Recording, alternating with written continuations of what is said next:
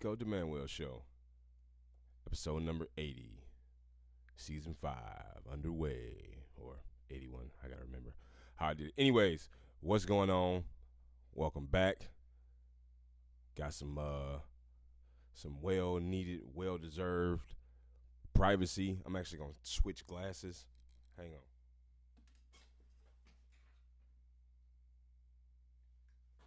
Yeah, there we go. These bitches crooked, I know. Crooked as fuck. What else? Fix it later. I don't understand how you bitches bent. But yeah, so to open today, instead of what needs to go now, instead of dating advice for a stranger, I wanted to talk about Sigma males. Sigma is something that I myself have more or less identify as, like, I have a Sigma mindset. Like, I watch these videos on YouTube from a person called Wise Thinker, and to preface, I understand that this is like, it's just kind of like horoscope shit. Like, it's not like,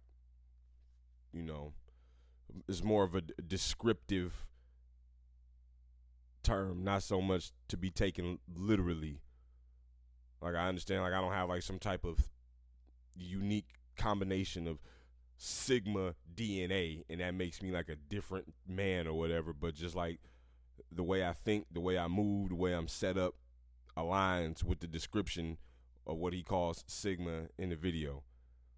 And I guess they saying like Sigma males, I'm bringing this up. Let me get this shit going. Bang, bang, bang, bang, bang. So yeah, what is a Sigma male? Courtesy of Best Life. A New Masculinity Explained. So yeah, that's good enough. So it says, let me get my shit in order here. Something workable for me. So just when you thought the realm of the spectrum of masculinity couldn't get any bigger, a new form of male identity has made its way onto the dating scene. The Sigma male. Whether you've heard about Sigma males on TikTok or from your friends while discussing the current dating climate, we've gathered everything you need to know about this latest form of masculinity. By the end of this piece, you'll be able to tell if you've met a Sigma male, have one in your life, or are dating one. Read on to learn their telltale traits for a more informed dating experience. Sigma males are quiet, introverted, fiercely independent, and fall outside the male social hierarchy. Their power is not rooted in being supported by a pack, and they have no interest in leading others. They prefer to stand firm in themselves and have a lot of lone wolf energy, which is pretty much like me. Introverted. I used to say, I'm an extroverted introvert, but it's like, no, I am an introvert. I don't know why I thought, like, just because, like, I do like hanging with people sometimes. Like, I've never really fancied like small talking shit. Like, I hate fucking sitting there small talking, yakking up about some dumbass shit. Like, hey, I heard it's gonna be 65 tomorrow. Oh, so you mean you checked the weather?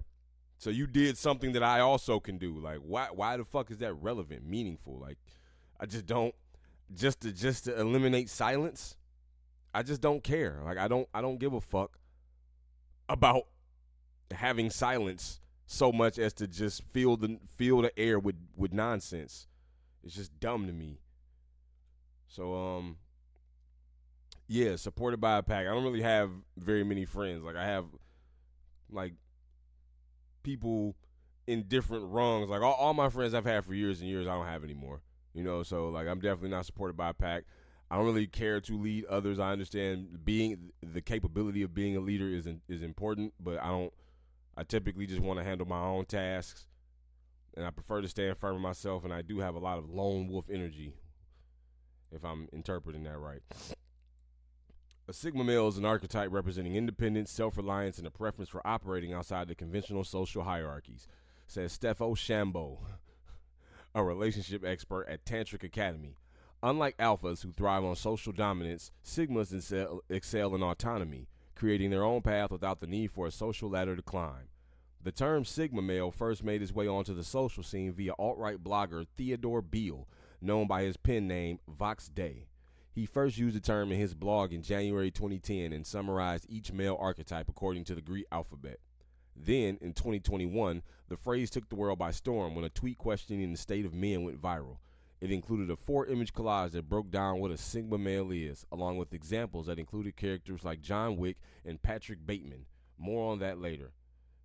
Yeah, so we get the backstory of it. What are Sigma male personality traits? Mysterious, self-assured, rebellious, independent, super introverted.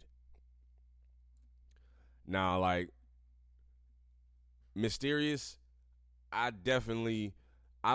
like the type of mystery that like you have to stumble upon. Like, I'm like, you know how when you like want to watch a show on Netflix or something and you see all these several hundred fucking different options to choose from, and it's something that just don't even catch your eye. Like, you just scroll right past them in your pursuit of something to watch. Like, I'm one of those things that you just scroll right past. But if you happen to stop on me and you do watch it, it's like one of the greatest like C-list movies you've ever seen before. That's kind of how I would like describe me, you know, in terms of my mystery. And I used to kind of do little things to like kind of try to bait people into being interested in me, but it's a pursuit that I've come to find is rather fruitless. So I just kind of do my own thing. I don't really care if people notice me because, like, the shit I wanted you to notice, you didn't notice. People notice what the fuck they want to notice. So I don't really go out of my way to, like, be demonstrably outstanding or try a whole lot of shit. Like, I like, drop little hints of, like, I've been through shit, but I'll probably never tell you. Like, I'm a lot more quiet about my personal life than I used to be. I don't just go around sharing my message and all that shit. Fuck all that noise. Like, you share your message. Rebellious, definitely rebellious. I was just talking to my sister about, like, how, like, as I've grown up and as I've gotten older and shit, I've become more of a, I guess, a conformist, I say. Like, I still have a rebellious nature, but I don't want rebel problems. Like, I'm not denying who I am, me as a person, my identity, but I don't need to parade that shit around all the time in order to be rebellious, you know, like, but I generally believe that I know what's best for me. I see the benefits of being a law-abiding citizen and being compliant and being left the fuck alone. And that's ideal for me, which gets like the super introverted. Like, I used to want to hang out and be with people and frolic and all that shit. Now I just want to be left the fuck alone. Leave me the fuck alone. Like, if you ain't really like on some homie status, like if you ain't got no ambition, you ain't got no drive, what the fuck are we gonna do? What are we gonna talk about? You don't play a sport, you don't make music, you don't draw, you don't do anything creative. You sit on your stupid lazy ass and you probably play a dumbass video game or you watch a bunch of booty shaking videos on YouTube. You stupid fuck. You unambitious turd. Like, get the fuck away from me. I don't want to be around people. Average person sucks nowadays, man. The average person, like, it used to be below average people suck. Average people was 50-50 and above average people didn't suck. Now it's just like above average and like suck. Average motherfucker sucks. Like, everybody's so accelerated and hooked on this instant gratification lifestyle. Like, you don't have the time to like create a story with anybody, a friend, a romantic encounter, you know. As far as what zodiac signs are usually Sigma males, for two reasons. One, I don't see Pisces up here, so I don't quite give a fuck. And I don't quite give a fuck about the zodiac. Like, it's fun conversation, it's fun fodder, but that's bullshit. Like, I don't buy any of that. The horoscopes are for, like, women, basically. People who like reading reading fiction novels and shit when it's raining at night. Like, that's for you. Who fits the Sigma male archetype? John Wick, Patrick Bateman, Steve Jobs. Yeah. What type of woman is a Sigma male? I think let me not just breeze right past that. I mean, I agree with these. You're not gonna believe it when I say I've never seen a John Wick movie, so I can't really attest to that, and I'm not gonna dwell on it. But Patrick Bateman, American Psycho, haven't seen that either. I'm terrible with movies. I do know who Steve Jobs is. Steve Jobs is the person that boosted the economy by creating jobs at Steve Co. That's what he did, right? No, I know Apple. Yeah, I know Steve Jobs. Like, chill out, chill the fuck out. Yeah, I would definitely agree with that. Since that they kind of moved to the beat of their own drum, which is kind of the idea of the whole Sigma thing. Not to get confused with MGTOW, like men going their own way. It's like, no, that's like some old bitter at women shit. Those are like male activists. I'm not a male activist. That shit's gay. Like, that shit's gay. Like, I don't really know how else to put it. Male activism. Like, activism is not.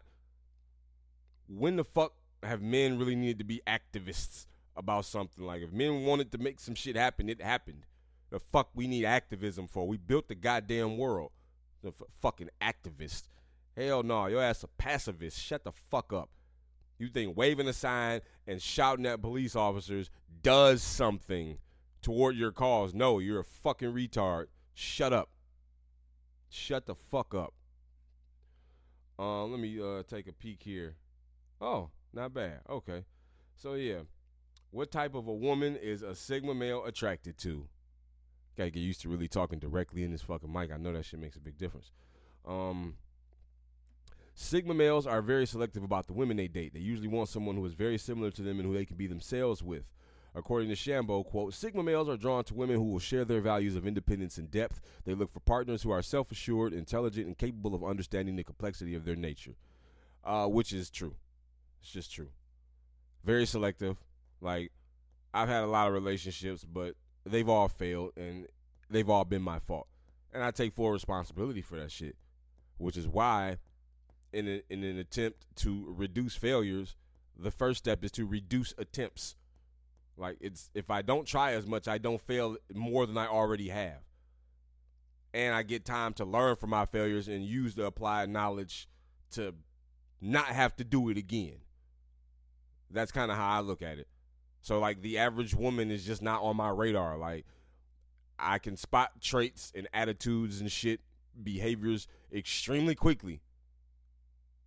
And that's not so much because I just got this super keen eyes, because these behaviors are rampant and very common nowadays. So, like, the likelihood that you're going to find somebody on that bullshit is just there. It's just there.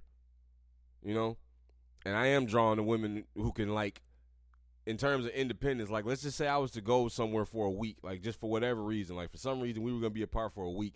Your whole world is not going to be destroyed. Like, you'll miss me, but you'll keep yourself occupied.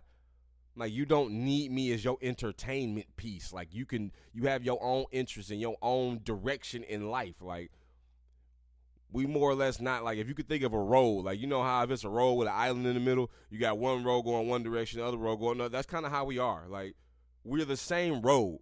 Like, the northbound and southbound side are considered the same road, but we got our own path.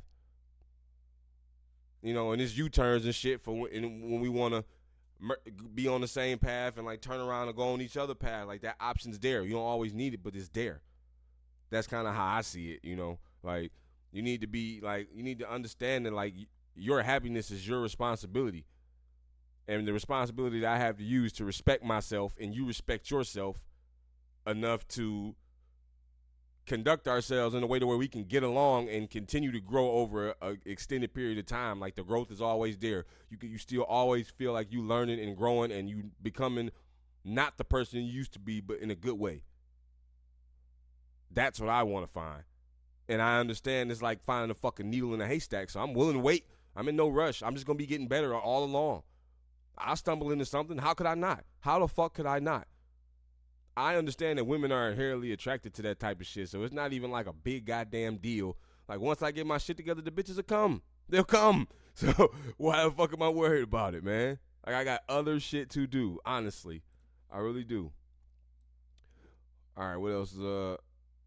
We know what an alpha male is. Like, I'm not going to, like, run through all the rigmarole and just fucking. Are Sigmas higher than alpha? Now, before I read this, like, that's just a stupid question. Like, a lot of them videos, they like to say, like, alphas are secretly jealous of Sigma or something to that effect. Like, tiptoeing along the lines suggesting like some form of envy or whatever. I don't believe that. Maybe to some, everybody's got something that somebody else wants a little bit. Like that shit's necessary. Like we're designed to make you need people to want things. So from like that perspective, like there is a healthy amount of jealousy. It's designed to motivate you. It's not designed to turn you into a dick. But like, is the whole alpha's better than sigmas? Like, who gives a fuck? Who cares? It's not a contest. What is what does it say? This is are sigmas higher than alpha? When it comes to sigmas and alpha, neither is above the other. There we go. Okay, see, good shit. That's like, see what I mean? Like, in fact, quote, sigma males operate outside the traditional hierarchy, making comparisons difficult. They don't seek to fit into established social ranks, but rather find their own unique place, emphasizing personal freedom over dominance. Alphas may be at the top of the socio-sexual pyramid, but sigmas are too. They are just in a different lane. These two male identities are equal and actually quite similar, except sigmas have no interest in leading and are more introverted. Agreed. So that was a trick question. Like, I took the bait. I fell for the bait. That was a trick, little trick. Good shit, baby. Good shit, my baby. What's a sigma male weakness? Conforming completely to any male identity can have its drawbacks. Shambo explains that what much of makes sigmas unique can also hurt them emotionally and socially. Here are a few ways the sigma can identify. The few ways the sigma male identity can create challenges. There we go. 1, extreme loneliness. Big time. Fucking big time. Like I said, all my friends that I have ain't my friends no more. Like, I don't really hang out. I don't really do any of that shit. Like, it's just me. The lone wolf aesthetic may seem cool, but we're not wolves. We're humans, and according to the connection prescription, people need social interaction as it can help reduce depressive symptoms and improve your overall mental health. Sigma males' penchant for solitude and independence can sometimes lead to isolation or difficulty forming widespread social connections. Absolutely. Unwilling to ask for help. Also, definitely. Yeah, no need to explain that one. That's self-evident. Emotional detachment. Stoicism. Absolutely. To a T. Like, to a T. Like, it's almost like I wrote this shit about myself. So, what else we got here? This is, do sigmas fall in love? Man, yeah, this one might just run long. I'm getting, I'm having fun with this shit. It's so spot on. Like, that's why I watch them videos, because it pretty much says the same thing. Like, let's just read it. Yeah, fuck it. It'll run long. I'm willing to ask for help. Yeah, emotional detachment. Sigma males are encouraged to treat everyone the same and avoid being open with their emotions. This can make it really difficult to connect with others and have relationships. According to the Bloke Box, quote, for Sigmas, being in a committed relationship means having to compromise your own way of living to suit someone else's needs, having to put someone else before yourself. So pretty much everything that goes against the lone wolf mentality and introverted traits that make up a Sigma male, who due to this is likely to come across as emotionally unavailable. In turn, this can hinder a Sigma male from experiencing all the intimacies and benefits of love. Absolutely. Definitely. Definitely. Emotionally unavailable. That would describe me, like, almost completely. Like, I'm not there yet. Like, the emotion for me is more about role. Playing your fucking role. I put up a 2, but I had that shit else to say. Playing your fucking role. Like, team player. Like, it's 100% of me, 100% of you, and if we both sacrifice 50% or 25% to a third thing, like, it creates something that we both can draw off of. Like, we make a minimal sacrifice, but we still keeping the majority of ourselves, and we both gain from that 25% sacrifice. That's like the math behind it for me. And I feel like the love comes later. The love for me would just be like, it's like a job interview almost at first. Like, I'm just trying to see if, like, you would be a worthy candidate.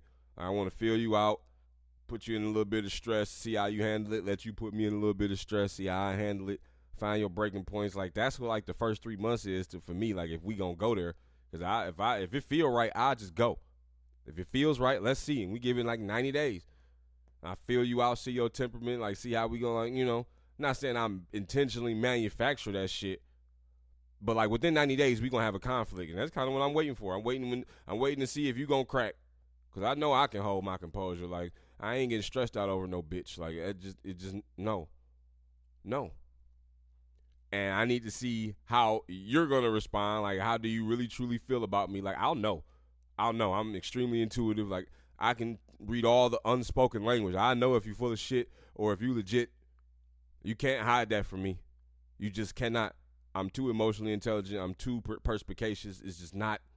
You can't. Not at this point. And I'm only getting better. So love comes later. Like over time, like once I see that you're capable and I understand you and I like as like deeper than the surface, then we can start really. I can really like capture you and like figure out what's figure out all your inner details. What are the benefits of the Sigma male lifestyle? Do Sigmas fall in love? What do they say? Despite their lack of emotional vulnerability, preference for being alone, and introverted personality, Sigma males can still fall in love. Oh, well, of course. I mean, like, why couldn't they? Yeah, let's read these benefits. We close with this. If you've made it this far, you're probably thinking, who would want to be a Sigma male? Despite the questionable and potentially toxic aspects of this male identity, it does offer a few benefits. This lifestyle promotes self-sufficiency, personal growth, and the freedom to live according to one's own terms, often leading to innovative thinking and a non-conformist approach to life. In a world that moves in tandem with what's trending in social media, the Sigma male lifestyle encourages men to look within and lead their lives on their own terms. Although the Sigma male identity is another form of masculinity, it does give men a broader scope of what it means to be a man apart from the alpha and beta personalities. The Sigma male trope does a good job of breaking that binary and gives the men looking to these archetypes a little room to be something more nuanced.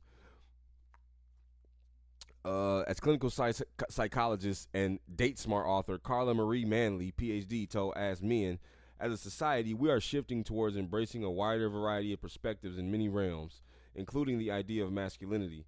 This positive shift brings marginalized and over-amplified segments of masculinity into greater focus and balance. The movement away from dualistic thinking, placing men into two categories of either weak or strong, can help us move beyond stereotypes. Okay, getting a little DEI right there, but, but, yeah.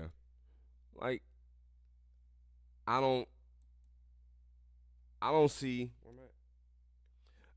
being Sigma as a drawback.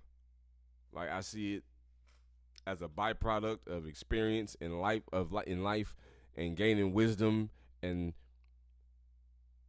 having the foolish courage to walk down some really dark paths and the real courage to like backtrack and get out of that shit and like have the foundation and understanding of why it's important to have morals, values, goals, ambition, drive, courage, fear, all that shit, like to appreciate everything, to really have a balance in life. Like where when you get stressed out, you know how to handle that shit. Like you don't crumble or like do some terminal shit and fuck yourself permanently or it's something that you can't never recover from. Like, having balance and realizing that finding that balance, that journey of finding your balance is what makes you Sigma. Like you figure out how to handle things on your own. You realize that you are in control of your destiny for the most part. I'm not saying you can micromanage and like just but you do have the power. Like it is within you. It is not within anybody or anything else. Like anything you want to accomplish starts and ends with you. And you hear what people say. Sometimes you got to put on the mask. Sometimes you got to play the role. But like underneath, you know what it is. And you don't need nobody else to know what it is. And that's just that. Sigma for life, baby. Let's get to the motherfucking show.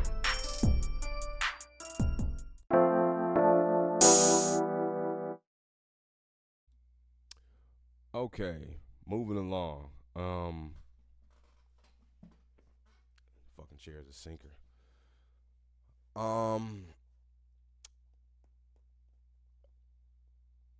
from one of the very first episodes of this podcast, I have stated that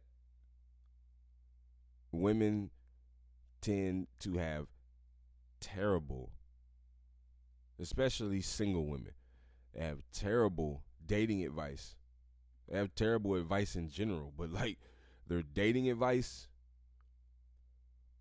especially when it's like unsolicited or when it's demonstrably not worked for them in a real clear and not needing to explain kind of way, you know? It's like, where are your accolades? Why should I give a fuck about what you're talking about? You know? And then this idea that women have sometimes that they can like change a man, or this thread of conversation where it's like, if a man will change for the woman he loves. And it's like, no, a man will change for himself and you will benefit from that. Like if a man changes for you, then you've won. Like there's no like if he's changing for you, then like what like is he supposed to benefit from changing for you to keep you? Changing himself to make another human being remain. So that means whatever he was that got you to be here is about to change. So you're literally trying to make him something that is not what he was when you started to fall for him. It's a destructive process. I remember a Patrice O'Neal bit, and it's paraphrased. It's probably not gonna be like word for word or whatever, but he talks about the fisherman. He starts it off. He's saying like, this is how women are. He said like, imagine being a fisherman and you going out, you fishing like fishermen do, catching fish and shit, and you catch a fish. And you say, oh, okay, look, you hold it up, you show everybody, hey, look guys, got a fish. Hey, check it out. Look how big my fish is. And you throw the fish back in the water. And after you throw the fish back in the water, the fish hops back in the boat. And you're like, what type of shit is this? Why is the fish hopping back in the boat? So, you know, the fish tells you, it admires how you caught it and how skillful you are and all this and that, and great job, how you caught me, blah, blah, blah, all this and that. And you feel a sense of pride from that. And you let the fish stay on the boat. You and the fish start talking. Next thing you know, you and the fishes, y'all got an arrangement. And you and the fish talking one day, and the fish says, you know, been together for a while, and, you know, since you're dealing with me, I was kind of wondering, why do you still need a fishing boat? Why are you still catching fish if you got me? And then the fisherman thinks about it, and he's like, you know, okay, you know. So he gets rid of his boat, doesn't fish. Now you can't be out near the water with the fish. Now the fish doesn't respect him no more. Now the fish is trashing him, talking shit. Broke ass, bitch ass nigga.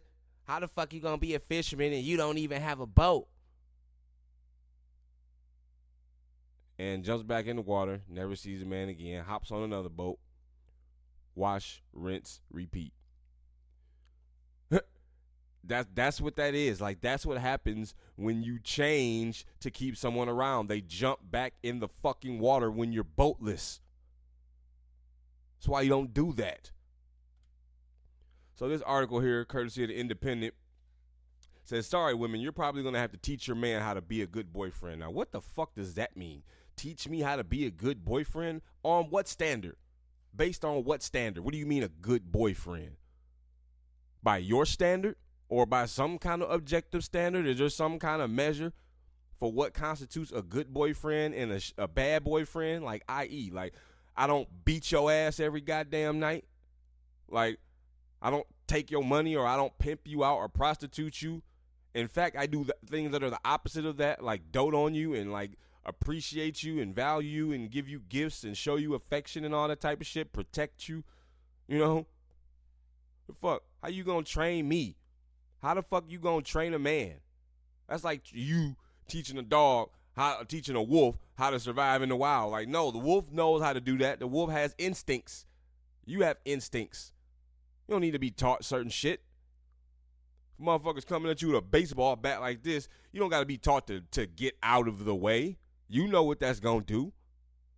The fuck? How you going to teach me to be a good boyfriend? Bitch, how about you learn how to be a good boyfriend and quit trying to teach shit you don't know a goddamn thing about? Arrogant motherfucker. That shit wild. Let's read this garbage.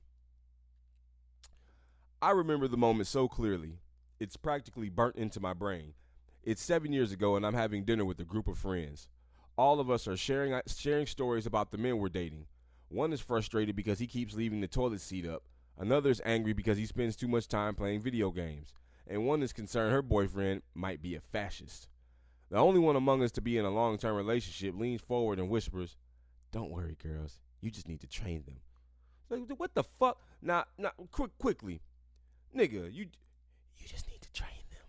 Imagine if somebody hot mic'd your ass and they heard you say, "Nah, bro, you just gotta train these hoes, man." You know? Oh, chauvinist, misogynist, cancel, life over. Hell no. This is what I mean when I say the way women talk about men. If men talk about women that way, you get battered for it. Like, you get lambasted, ridiculed. Like, that shit ain't cool. How the fuck you do that? You can sit here and talk about you just got to train them. What the fuck you mean? Train us like what? Circus animals? Like pets? Bitch? What you mean? You can't train me. We ain't playing no motherfucking chess. Like, you can't train me. We not even in the same league. Like, you're in a competitive league. I'm not even in the same continent as you. The fuck is you talking about? You just have to train them. Get the fuck out of here with that. That's misogynistic, if you ask me. If a man said that shit about a woman, it would be definitely misogynist. So when you say it, bitch, it's misogynist. Fuck that, or whatever the equivalent of misogyny is for women against men. That bullshit out of here. All of us turned to her in an instant as she explained. It transpired that the therapized, emotionally intelligent, tidy, and considerate partner she'd had for 3 years was not like that at all when she met him. No, he was but a mere boy, an untrained puppy in desperate need of some direction, and he got it in droves. See, like he's an animal. They're talking about men like he's a fucking animal. He's a young, untrained puppy, blah, blah, blah. Just think about a man in your life saying that shit about you. Think about a man you respect, if you respect men, in your life, and that's how they felt about you.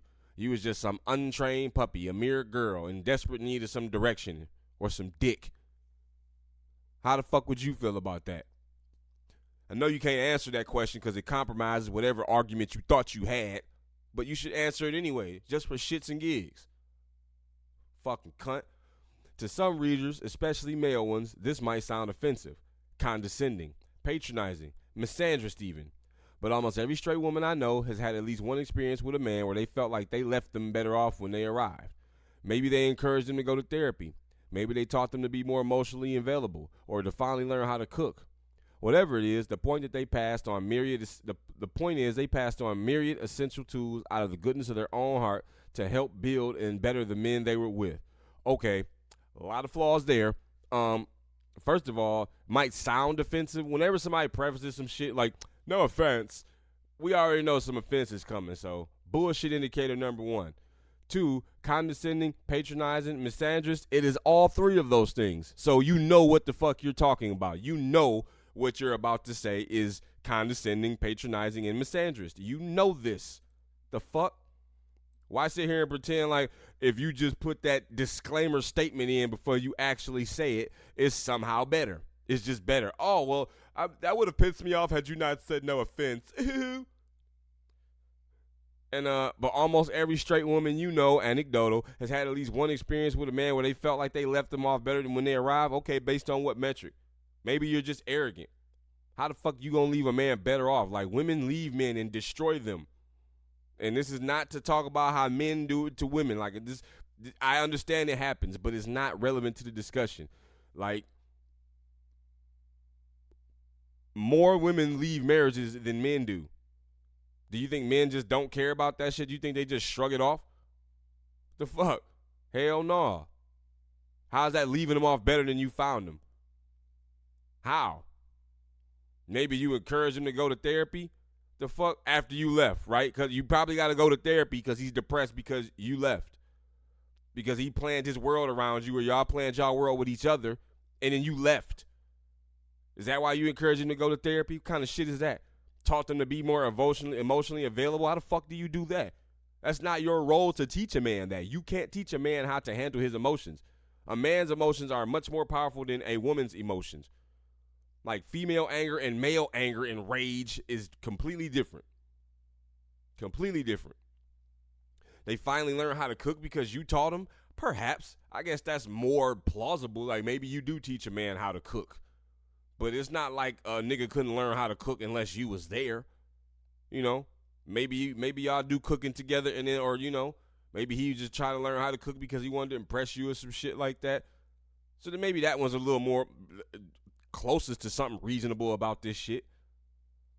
But to say they passed on myriad essential tools out the goodness of their own heart to help build and better the man, I thought that's what the relationship was supposed to do. You gonna pass on essential tools like it's some kind of heirloom treasure or some shit. Like, oh, my great-great-great-grandmother had this myriad essential tool out of the goodness of my heart. Like, what the fuck? What are you talking about? What actually are you talking about? What are you saying? You passed on tools out of the goodness of their heart. No, you passed on tools like hammers and fucking wrecking balls, and you destroyed that motherfucker. Fuck out of here. Like you just some altruistic ass generosity guru. Get lost with that bullshit. I was reminded of that dinner while reading the viral article in The Cut, The Case for Marrying an Older Man, in which writer Gracie Sophia Christie presents her decision to marry a man 10 years her senior as an internal calculation that has liberated her from the shackles of femininity. But that's a whole other article. The point is, in that the depths of that piece, Christie highlights just how skilled men are at taking, as she puts it, from their female partners. Now, I don't know what the fuck she's talking about. Like, out of all my relationships, I don't think they left me better than I was when I found them. Like, in fact, I had to be better to find them. Like, if they thought they were better than me, they never would have fucked with me. They thought I was awesome. So, like, how the fuck could I be more awesome after they leave? If I was more awesome, why are you going anywhere? You probably left me for something more awesome than me. That shit does not make sense. It doesn't check out whatsoever. It's completely incoherent. It's stupid. It's dumb. Talking about taking from their female partners. No, actually, their female partners are taking from them. You know how divorce works, right? You know how divorce works, right? You do, right? I hope so. Quote, there is a boy out there who knows how to floss because my friend taught him. Now he kisses college girls with fresh breath. A million boys who know how to touch a woman, who go to therapy because they were pushed, who learn fidelity, boundaries, decency, manners, to use a top sheet and act humanely beneath it, to call their mothers, match colors, bring flowers to a funeral and inhale and exhale in the face of rage because some girl we know, some girl they probably don't speak to and will never, ever credit, took the time to teach him. Get the fuck out of here. You blowing your head up big. Y'all are not that fundamentally, like, abundant with just this regenerative essence. Like, that is not, no. A guy who knows how to floss because your friend taught him. Now you can, like, what? You realize flossing is like just putting string between your teeth. Like, yeah, you might need a couple stabs. Like, is that seriously the degree of, like, is that the example you provide? Like, oh, he knows how to floss because I taught him. That's the skill. That's the skill he took from his female partner, how to floss his goddamn teeth. And you talking about you left a man better because you taught him how to floss? You left a man better because you taught, hey, take the string and run it between your teeth every now and again. That's going to make you better. You know, and you wouldn't have found it out if it wasn't for me. Like, ain't no way you would have continued living and knowing about flossing and if it wasn't for me. Now you can go kiss other women with good breath because I don't want to kiss you, even with your good breath. That's what she's saying. When it comes to women, sometimes you got to look for what's not being said, not what's being said. It's the deeper meaning. It's very important that you know how to discover that shit if you're going to deal with these women. And a million boys who know how to touch a woman, who go to therapy because they were pushed to learn. All this shit is a man's journey anyways. You're not leaving him better. Like, if a man was self-aware enough and stoic enough and focused on self-improvement, he's going to get to these steps anyways, with or without you. This is not, they're talking about they will never, ever, ever give credit. Yeah, because there's no credit due. What? You took the time to teach him. Like, what's the point of you doing all this shit but not staying with him? Stay with him. If you all these things, why you going to give him these tools and then leave him for another nigga with different tools? It's dumb shit. Let's finish this up. The injustice of all this is, as Christy says, that these men absorb this education and bring it into their next relationship, passing it off as their own for their next girlfriend. And what do we get in return? Oh, my God, this woman is delirious. Who the fuck? It might not sound romantic, but in every relationship, there is some sort of transaction at play. One person is always taking something from the other, and ideally this dynamic is reciprocated, but it isn't always. It certainly hasn't been in most of the heterosexual relationship my friends and I have entered into. Don't get me wrong, the men I've been with have taught me plenty of things, like how to spend an entire day surviving without ever really having to lift a finger, or to how to string someone along for months on end while secretly sleeping with someone else. And self-sabotage is a skill too, you know. In all seriousness, beyond a cool new song or a genre of cinema, I'm not entirely sure there has necessarily been any learning that has benefited me in any tangible way. You learn something from every relationship, sure, but not necessarily from every partner. Christie's tactic for overcoming this social injustice is to marry up, both in terms of age and finances, but I'm not sure that's the best solution. Firstly, age is no guarantee of emotional or domestic maturity, and neither is wealth. The richest people I know tend to also be the least self-sufficient. Maybe the best practice to take is, quote, if you can't beat them, join them, and approach and choose partners who've already been trained by the women who came before you. Just make sure to take a moment to thank them. They work hard for that. The independent is the word. Okay, blah, blah, blah. All right. What? These motherfuckers are serious, aren't they? Like, these people believe this shit. They actually believe this shit.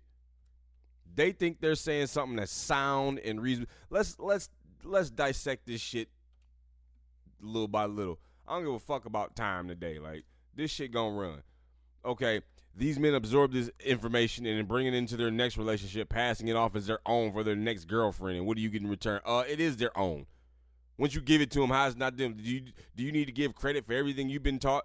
Do you walk around tying your shoes like, hey, I just want to give a shout out to my mom because she taught me how to tie my shoes when I was 9. Motherfucker. You don't always have to verbally give credit to pay something forward. Like, that ain't how paying it forward like works typically. You don't have to just be always, hey, hey babe, I just had to take this moment and give my ex-girlfriend the credit she deserves for preparing me for you. Like, doesn't that sound stupid? Do you give credit to your ex-boyfriends for the next nigga you fuck? No, because you don't even fuck with niggas no more, do you? You a carpet muncher now, huh? Well, fuck, what do you get in return? You should get the satisfaction of knowing that you gave somebody skills to not have to deal with you. And if you want to take the insult out of that, you should just be happy that you was able to help another person. You don't always need something in return. Like, what do you think? You doing some kind of covert virtue signaling?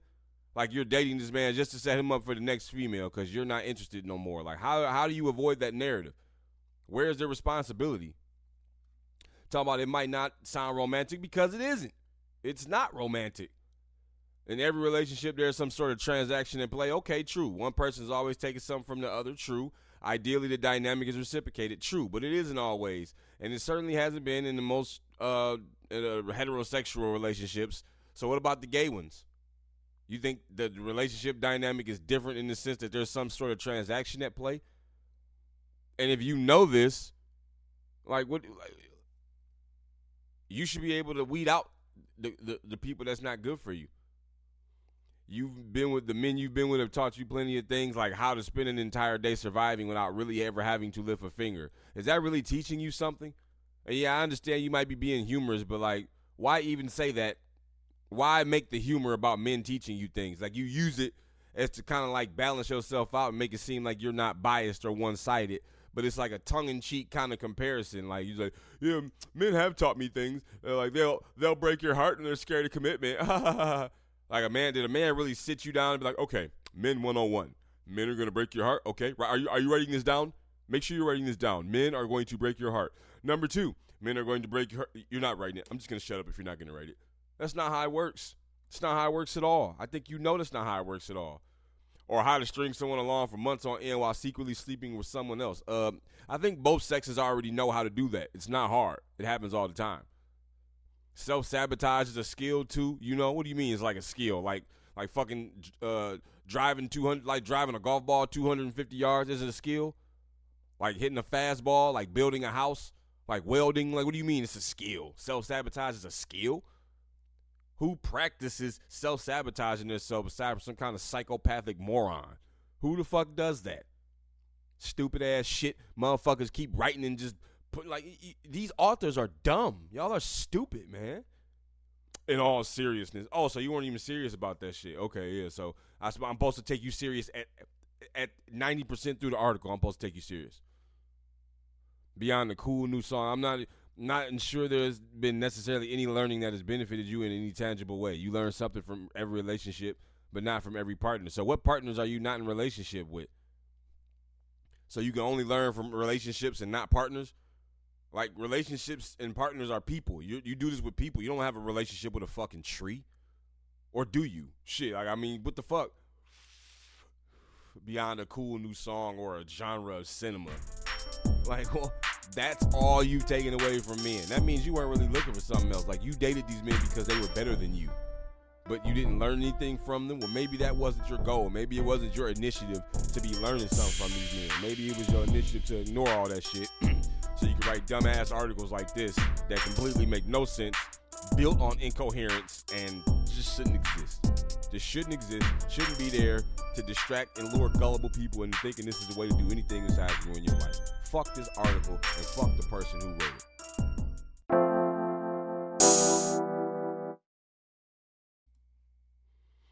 All right, man, that little couple inches makes a difference.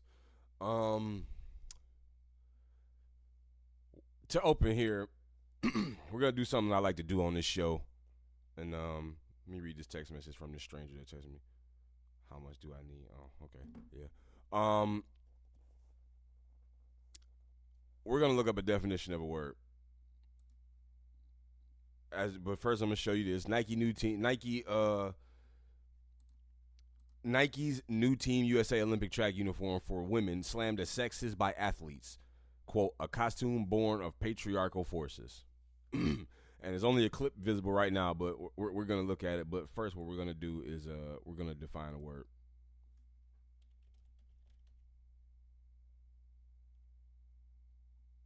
Oh, didn't think I had to do that part, but whatever. Okay, so we're at dictionary.com, as you can see. And the word we're going to look up is sexist. Sexist. Let's hear it just in case you don't know what that. It'll play, I guess. Sexist. There we go. Adjective, relating to, involving, or okay.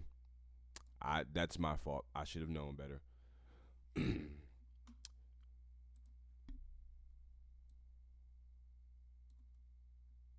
Come on, say it. Well, anyway, it's just gonna sexism. Man, perfect timing. Attitudes or behavior based on traditional stereotypes of gender roles. Okay. Discrimination or devaluation based on a person's sex or gender, as in restricted job opportunities, especially such discrimination directed against women. So I think that's an important point to make. First of all, this attitudes or behavior based on traditional stereotypes of gender roles. Like, I suppose that's all right, but that sounds like a modern modified definition of it. The second one sounds a lot more accurate. Discrimination or devaluation based on a person's sex or gender as in restricted job opportunities, especially such discrimination as directed against women. So we can get rid of that because it's slowing my shit down. I'm sure my shit is probably, it wasn't doing much, but it runs all those little fucking ads in the background and shit. It just fucked the whole experience up. So yeah, an attitude that devalues or discriminates, and what athletes are slamming it, I guess we'll find out. But let's scroll down and let's look at the costume. Man, I shouldn't have launched that fucking page, man. This shit just slows my shit down. Nike's new team, yeah, I read that. So this isn't it. I'm going to skip the text real quick, and we're just going to jump to the uniforms. So, like, as you can see, the one on the left with, like, the red top and the blue bottom is the men's, and the one on the right is the women's. And I guess they say it's sexist because it's, like, cut higher up above the thigh than normal. That's sexist. You know, the uniform is an attitude that devalues and discriminates against women or stops them from having job opportunities and is usually directed at women. So, you know, that outfit is now a sentient item, a sentient being that discriminates against women. Like, it's obvious, it's clear. Can't you see the discrimination in that outfit? Let's read the article. Nike on Thursday shared a sneak peek of its track and field uniforms for the 2024 Paris Olympics, which have been the talk of social media, but maybe not for the reason Nike wants. For Team USA's male team members, it was a compression tank top and mid-thigh shorts, a standard look that has pretty much been around since 1896. But it was one of the options for the women on Team USA that sparked backlash from social media users, as well as former and current Olympic athletes. The women's bodysuit is cut notably high on the hip, the New York Times described it as, quote, like a sporty version of a 1980s workout leotard. Sha'Carri Richardson, who had qualified for the 2020 Summer Olympics, modeled the unitard with a pair of compression shorts during the Nike Air Innovation Summit in Paris. Athletes will be able to opt for the compression shorts Richardson wore during the preview or a tank top in bikini bottoms, which Olympian Ann Cockrell also modeled at the Paris event. Reportedly, there are even more looks, but they will not be revealed until the U.S. Olympic Committee Media Summit in New York on April 15th, which is just a couple days from now. Excuse me. But Citius Mag, an outlet dedicated to track and field news, shared a first-look photo of Team USA's uniforms on mannequins on social media, igniting the debate about women's athletes' uniforms. So, okay, I'm trying to figure out where the debate is. Like, what's the debate? They said, oh, girl, Sha'Carri Richardson wore compression shorts over the top of it. Where's the debate? Where's the sexism, first of all? Like, how is this sexist? Like, if women were forced to run naked and the men could wear whatever they wanted, you could probably, that'd be a much better argument for sexism. But, like, this is how you headline this article. You baited me into some bullshit thus far. Where's the sexism? Like, you cannot just throw that word around just when you want to see something happen. Where's the fucking sexism? Where's the debate? Let's continue reading and see if it, synthesizes out of thin air or something. In a comment on Citius Mag's Instagram post, Olympic hurdler Queen Harrison Clay joked that the European Wax Center should sponsor the team this season due to the high cut. Colleen Quigley, who ran in the 2016 Summer Olympics, said, I still want to make the team, but I don't get it. Caitlin Hutchinson, a three-time NCAA All-American track and field athlete at the University of Kentucky, wrote, April Fools was 10 days ago. Jaylene Roberts, a two-time Paralympic silver medalist, commented, this mannequin is standing still and everything's showing. Imagine mid-flight. Lauren Fleshman, a former professional track and field athlete, made her own post on Instagram to address the uniforms, writing, quote, This is a costume born of patriarchal forces that are no longer welcome or needed to get eyes on women's sports.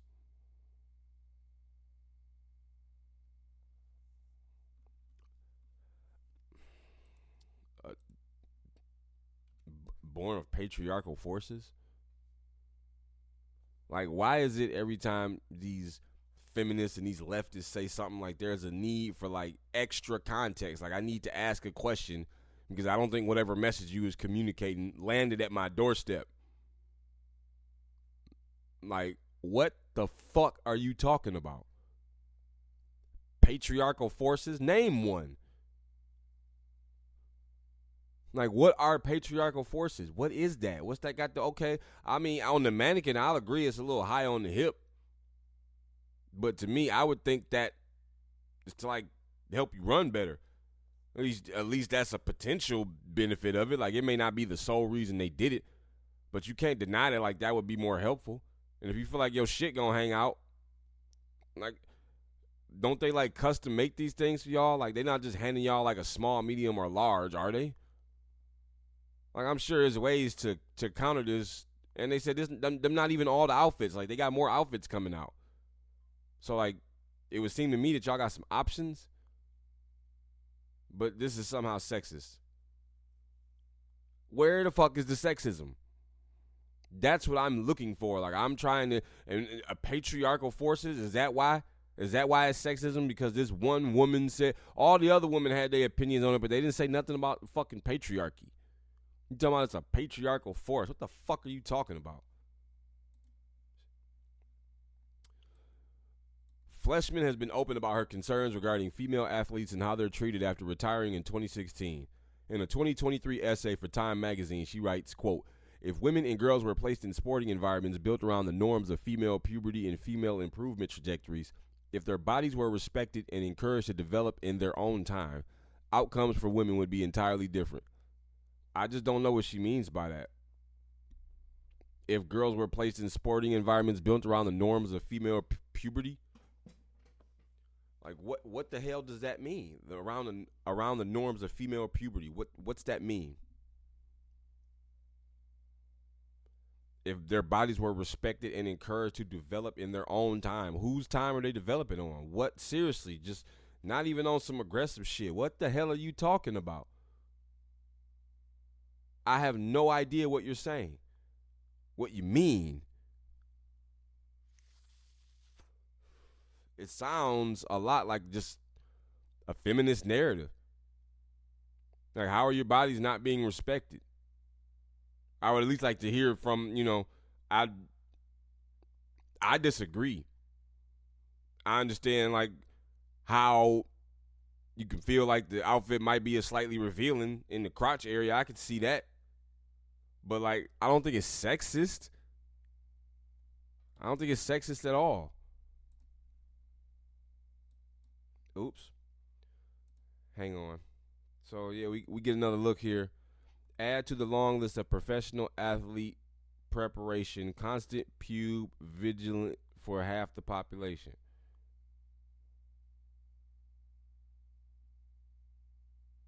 Is that supposed to be like Red Hot Chili Peppers?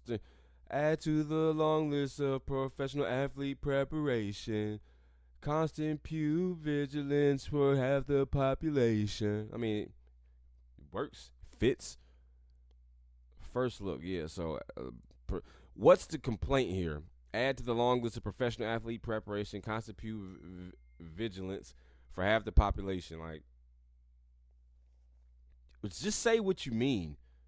I don't understand what the fuck you mean by looking at that tweet. Fleshman Flyer, it says a tweet here. I'm sorry, but hold on a second.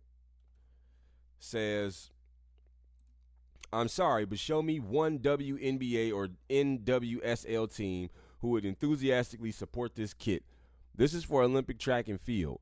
Professional athletes should be able to compete without dedicating brain space to constant pube vigilance or the mental gymnastics of having every vulnerable piece of your body on display. Women's kits should be in service to performance, mentally and physically. If this outfit was truly beneficial to physical performance, men would wear it. This is not an elite athletic kit for track and field. This is a costume born of patriarchal forces that are no longer welcome or needed to get eyes on women's sports. I'm queer and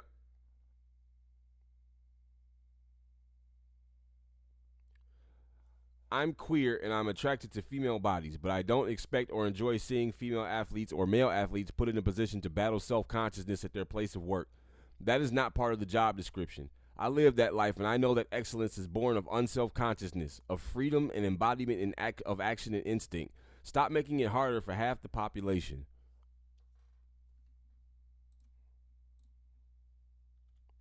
What the fuck are you talking about? What was that? What was all of that? What was that text? All right, so we got to break this down. So this is for Olympic track and field. I think we all understood that. Solid. That we can agree on that.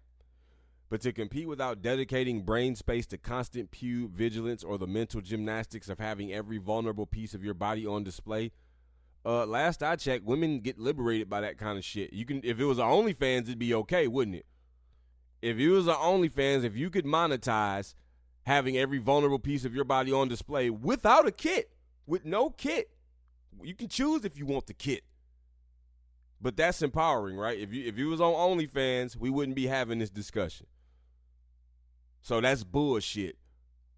Women's kits should be in service to performance mentally and physically. Like, what the fuck do you mean mentally? Like, is it supposed to get you high? Like, is it supposed to infuse THC in through your pores and get you blow? Like, what?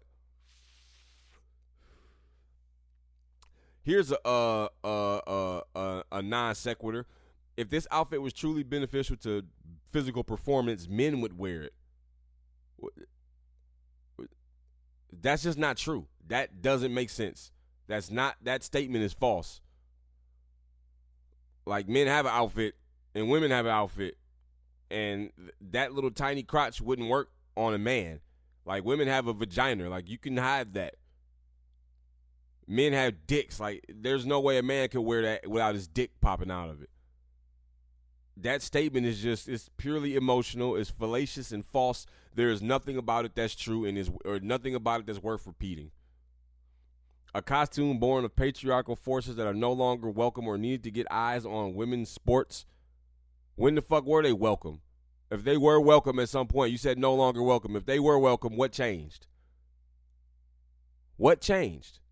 They were no longer welcome, so that implies that they were welcome at some point.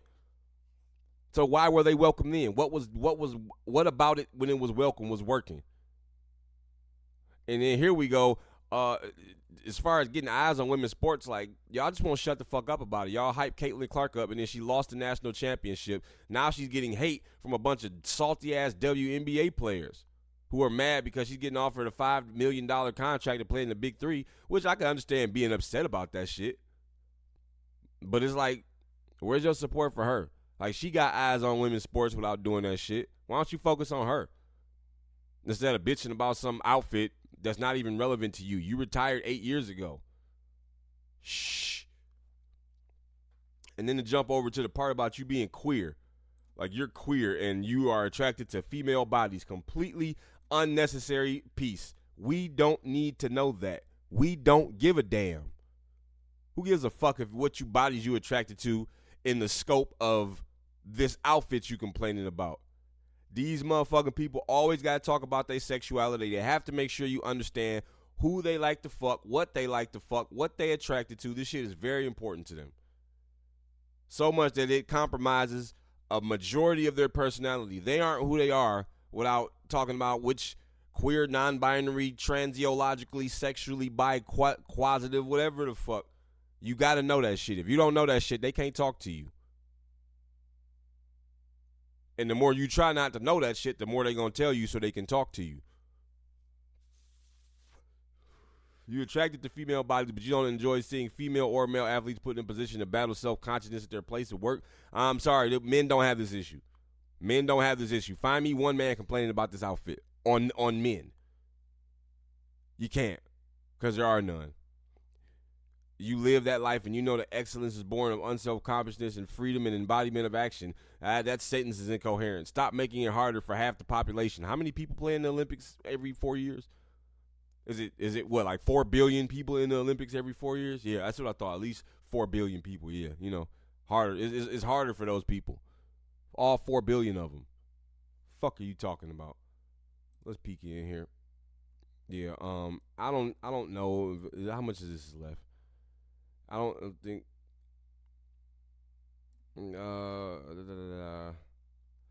Yeah, okay. So it just is a little more horn tooting about how the women's game attracted more viewers, largely in part to, or largely due to Caitlin Clark and just the immense amount of fucking media pushing that shit at every opportunity, which I don't care. Let them. I don't care. But it's not because the sport got any more exciting. Like, it's not that. Maybe Caitlin Clark was it and Angel Reese. Who else are they talking about? Who the fuck else is getting big 3 contracts? Who else are they talking about? You know? This woman complaining about this outfit is dumb. This is just feminist propaganda. That's all it is. And for that reason alone, you should ignore it.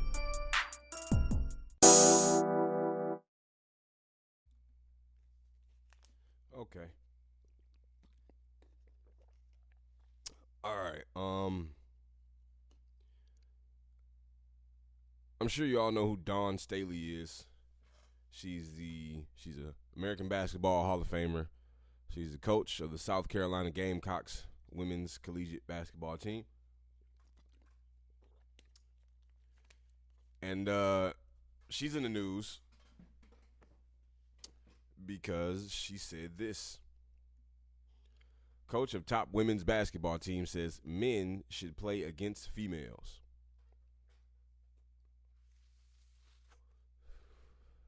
So why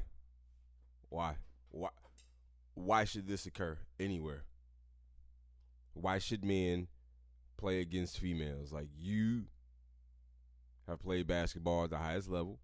You're a Hall of Famer. You're a coach.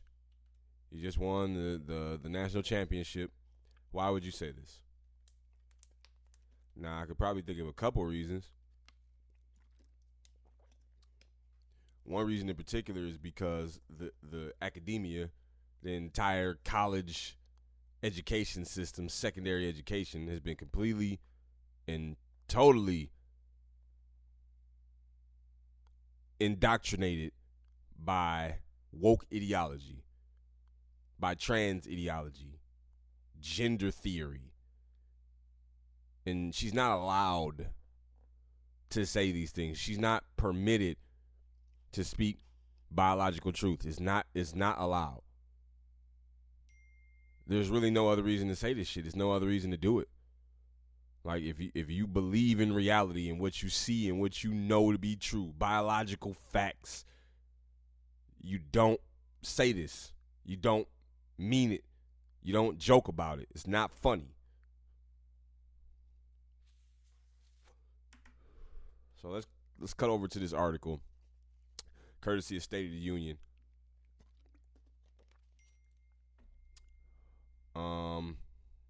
Hang tight. So here's a photo. Dawn Staley, coach of top women's college basketball team, says men should play against females. South Carolina women's basketball head coach Dawn Staley says trans-identifying players should be allowed to compete against women if they consider themselves to be women. When asked directly if biological males should be able to compete against women, Staley responded affirmatively. Quote, "If you're a woman, you should play. If you consider yourself a woman and you want to play sports or vice versa, you should be able to play. That's my opinion." Now, why would you say this? Like I said, why would you say this? Ask yourself, take a second right now, and ask yourself, like, what type of situation would I ever have to be in to say some shit like this?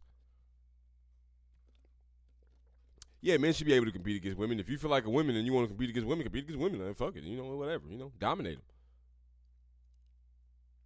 Like I said, she's bought and sold already. Like, woke liberal ideology has Dawn Staley in the back pocket.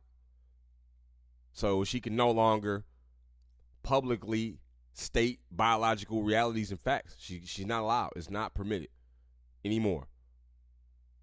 So you got to sit up here and spread dumbass, damaging, destructive lies like this one. It's obviously a lie. It's obviously stupid. But she's saying it. We got a tweet here from Riley Gaines.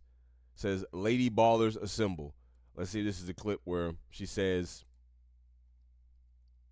what she said. Gotta head over to X real quick. Something I rarely do. I've never had an X or Twitter, and I never will. I said I would when Elon Musk took it over, but I lied. Okay, let's run it back, and let's blow it up. Okay. Dan Zakrzewski, Outkick coach. You just talked about, what a massive weekend this is, obviously, for women's basketball, women's sports in general. Major issues facing women's sports right now is the discussion topic about the inclusion of transgender athletes, biological males, in women's sports. I was wondering if you would tell me your position on that issue. Damn, you got deep on me, didn't you?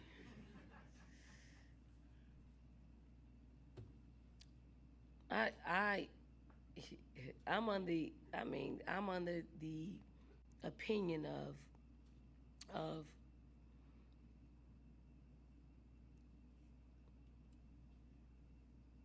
if you're a woman, you should play. If you consider yourself a woman and you want to play sports or vice versa, you should be able to play. That's my opinion. You want me to go deeper? Do you think transgender women should be able to participate that's your question you want basketball? Me to ask. I mean, you want to ask, so I'll give you that. Yes. So now the barnstorm of people are going to flood my timeline and be a distraction to me on one of the biggest days of our game. And I'm okay with that. I really am. I'm sure you are, Miss Staley. I'm sure you are. Now, she could have easily just dodged the question. Like, people who have to deal with the media dodge questions all the time. I'm sure they're media trained in how to do that shit. Like, you have to be media trained to hold those kind of positions. So, she's acting like she's the victim now because her timeline is going to be flooded with hoopla and vitriol and all this and that because she said something stupid. Now she's the victim. Forget all the women who are getting their opportunities stolen from them and having to change and share their locker rooms and bathrooms and spaces with confused, sick, deranged men. Fuck that. They're not the victims. You're the victim because your timeline is going to be flooded. Don't you just hate when your timeline is flooded? Like, how the fuck do you exist with a flooded timeline? How do you get things done? Timeline just full of shit. You got to go to the bathroom, but your timeline's flooded. Solution? Shit yourself. Don't go to the bathroom. Just doo-doo right in the chair you're sitting in, on yourself, in your drawers. Worry about it later. You got to focus on this fucking shit that's flooding your timeline. You cannot worry about getting a disease in your asshole right now. That's not important. What's important is you're the victim of timeline inundation, and you need our assistance. Fucking stupid. That's the question, so you want to ask it. I'll give you that. Yes. So now the barnstormer people are going to flood my blah, blah, blah. Her comments sparked backlash from women's sports advocates like Riley Gaines, who starred in the satirical film Lady Ballers, lampooning men competing against women in basketball. While not yet affecting Division I basketball, there have been instances of trans-identifying athletes competing against women in other sports and achieving records or wins. This issue gained national attention in 2022 involving UPenn swimmer Leah Thomas, who previously competed as male but won a national title as a female against standout Emma Wyant. The NCAA allows trans-identifying athletes to compete against their identified gender with certain testosterone level requirements, which is dumb, stupid. Your testosterone level is not indicative on your man status. These motherfuckers think they can water down being a man to how much testosterone you have, and it's a flawed concept. You basically saying, like, men have minute levels of estrogen in their body, so that you say that to suggest that all men are partially women? Like, you can identify as a woman on that basis? Your womanhood or manhood is determined by the level of the naturally occurring hormones in your body. What if you've gone through male puberty? Wasn't the lady in the last segment just talking about female puberty need to be respected? What about puberty in general? Shouldn't you respect that once a male goes through puberty, it's an irreversible process? You can't, like, pause or affect the chronological inevitabilities of puberty. They say if you block it, it's like listening to a song. You can just press pause. No, you can't. Why hasn't it ever happened? You know, they try to act like this shit is some novel, like it's not a novel concept, but it is. And on top of that, these people are a minority of the population. Like, most people they understand this shit. They don't rock with this shit. They don't vibe with this shit. And we making giving all these concessions, giving up all this shit, endangering all these people who don't deserve it because of a very, very noisy minority. Like, who gives a shit? Who fucking cares? Seriously. When your whole agenda is to whine motherfuckers into submission, a natural byproduct of that is them generally not giving a fuck about whatever it is you're whining about. It's like a woman, if you nag a man to death, he eventually just doesn't give a fuck. I don't care. I don't care. Nobody gives a shit.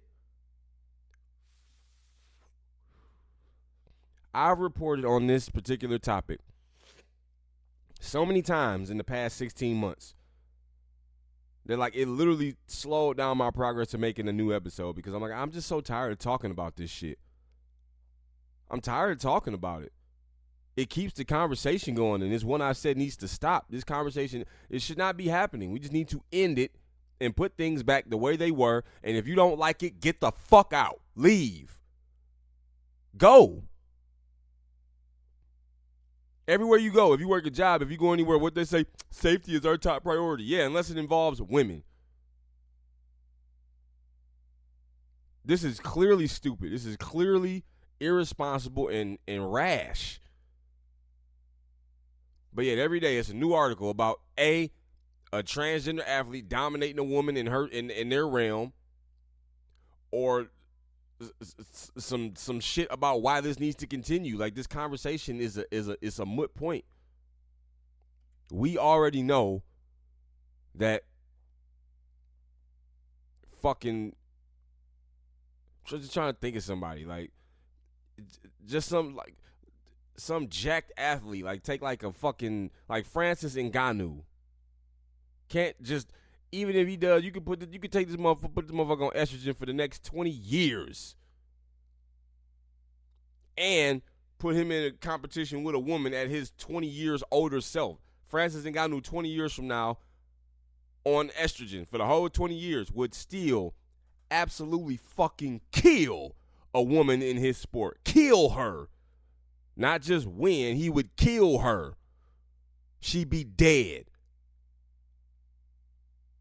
Are y'all drunk? Seriously. Like, I'm so spent on this topic, but I also realize that not talking about it is a form of surrender. That's like giving up. You have to keep highlighting it. You have to be relentless in the pursuit of just an allegiance with reality. You can't let these motherfuckers hoodwink you into this shit becoming normal. It's not normal. Not in the West, not in the East, nowhere. It's not normal. It's destructive. It's the antithesis of forward progress and civilization. That's what we don't need. The fuck?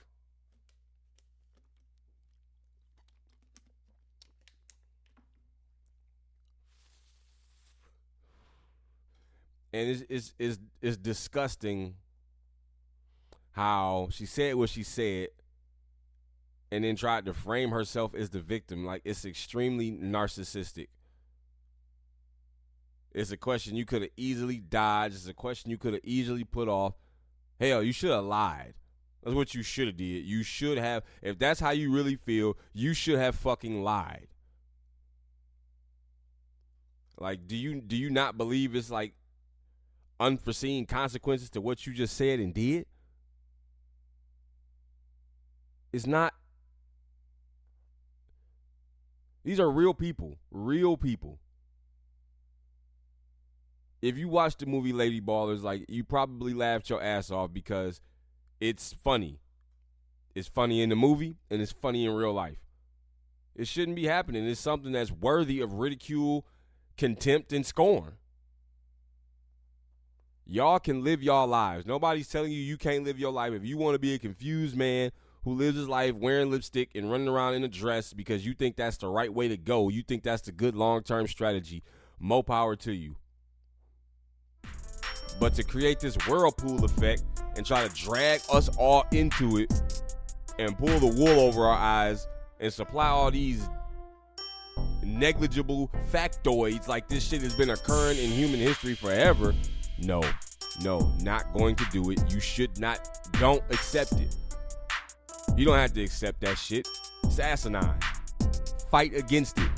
Align with the truth. Align with biological reality. These people cannot win. Not now, not ever.